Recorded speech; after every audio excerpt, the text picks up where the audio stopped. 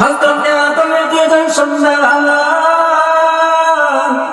একজনের নাম হচ্ছে হাবিল, আরেকজনের নাম হয় কাবিল।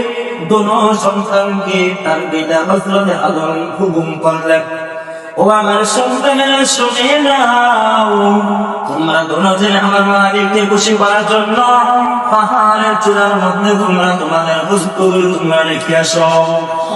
যা চিন্তা কবুল হবে। ও সন্তান, তোমরা দিবা সৃষ্টি না করে সেই হুকুমটা তোমরা অবশ্যই মানতে হবে। হযরত হাবিল তারা পশুটাকে সে যখন জঙ্গলে রাখলো, কাবিল তার শস্য দানাগুলো যখন সে জঙ্গলে রেখে আসলো। আল্লাহর ফয়সালা কত সুন্দর। হাবিল যখন গিয়ে দেখলো তার পশুটাকে আল্লাহর পক্ষ থেকে কবুল হয়, তার পশুটাকে ছাড়িয়ে দেওয়া হয়েছে। আর কাবিল যখন দেখলো শস্য দানাগুলো যেভাবে আছে সেভাবেই পড়ে আছে, হযরত আদম বললেন, ও কাবিল, তুমি বলো ষড়যন্ত্র করিও না, আমার মালিক চায় না তুমি কিভাবে হুকুমটা পালন করলো। واتل عليهم نبأ ابني آدم بالحق إذ قربا قربانا فتقبل من أحدهما ولم يتقبل من الآخر।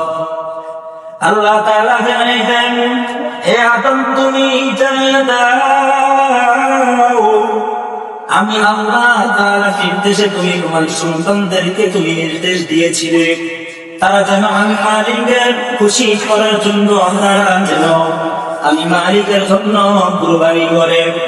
যারা কুরবানি আমার নিকট কবুল হবে সে ওই মেয়েটাকে বিয়ে করতে পারবে, আর যার কুরবানি কবুল হবে না, তার কুরবানি কবুল না হওয়ার কারণে এটাই বোঝা যাবে আমি মালিকের পক্ষ থেকে তার সেই হুকুমটা অবশ্যই পালন করতে হবে।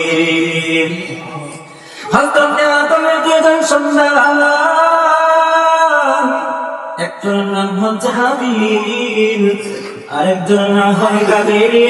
দোনো সন্তানকে তার পিতা হযরত আদম হুকুম করলেন, ও আমার সন্তানেরা শুনে নাও, তোমরা দুজনে আমার মালিককে খুশি করার জন্য পাহাড়ের চূড়ার মধ্যে তোমরা তোমাদের বস্তুগুলো তোমরা রেখে আসো। যা চিন্তা কবুল হবে। ও সন্তান, তোমরা দিবা সৃষ্টি না করে সেই হুকুমটা তোমরা অবশ্যই মানতে হবে। হযরত হাবিল তারা পশুটাকে সে যখন জঙ্গলে রাখলো, কাবিল তার শস্য দানাগুলো যখন সে জঙ্গলে রেখে আসলো। আল্লাহর ফয়সালা কত সুন্দর। হাবিল যখন গিয়ে দেখলো তার পশুটাকে আল্লাহর পক্ষ থেকে কবুল হয়, তার পশুটাকে ছাড়িয়ে দেওয়া হয়েছে। আর কাবিল যখন দেখলো শস্য দানাগুলো যেভাবে আছে সেভাবেই পড়ে আছে, হযরত আদম বললেন, ও কাবিল, তুমি বলো ষড়যন্ত্র করিও না, আমার মালিক চায় না তুমি কিভাবে হুকুমটা পালন করলো। কাবিল বলে, ও আল্লাহ, কাবিল জানিয়ে দেয়, না না, আমি এটাকে মানি না, তোমরা যখন তুমি বলো এই হুকুমটাকে আমি মানি না, আমি হাবিলকে অবশ্যই হত্যা করবো। আল্লাহ তাআলা কোরআনে কারীমের মধ্যে জানায়, কাবিলের সঙ্গে সাথে এই কথা হাবিলকে বলবো, তুমি যদি এই মেয়েটাকে তুমি বিয়ে করো আমি তোমাকে অবশ্যই হত্যা করবো। কাবিলের সঙ্গে সাথে করে দিল, ইন্নামা ইয়াতাকাব্বালুল্লাহু মিনাল মুত্তাকিন।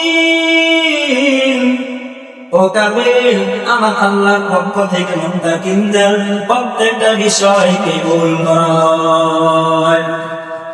হাবিল কাবিল যখন এই বিষয় জানতে পারলো, তখন হযরত আদম বলল, ও হাবিল, তোমার পক্ষে মেয়েটা আসলো, আমার আল্লাহ তাআলা তোমার কুরবানি কবুল করেছে, কাবিলের ভাগ্যে এটা নাই।